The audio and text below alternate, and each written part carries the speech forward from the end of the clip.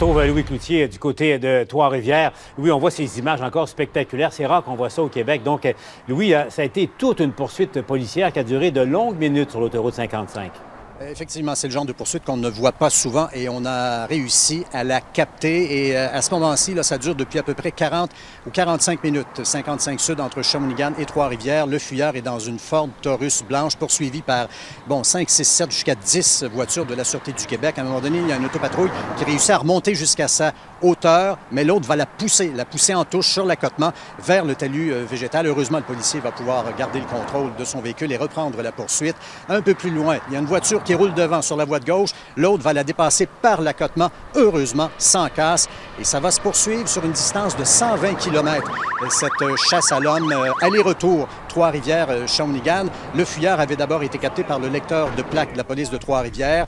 C'est quelqu'un connu pour ses excès au volant. Il conduisait sans permis de conduire. La poursuite a commencé jusqu'à 180 km/h. On y a mis fin, trop dangereux. SQ Shawinigan a pris le relais, 180, 190 km/h. On y met fin, trop dangereux, mais le fuyard, lui, ne ralentit pas. Il se rend jusqu'à Grande-Pile. Il y a des travaux qui lui bloquent le chemin.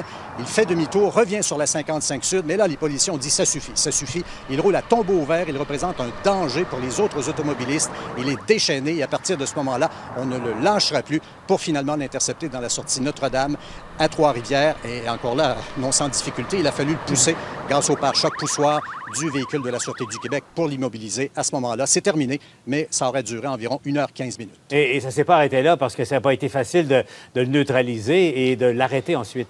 Ah non, il était déchaîné, vraiment. On l'a menotté sur le siège arrière de la voiture de police, mais il va tenter de fracasser la vitre de la portière.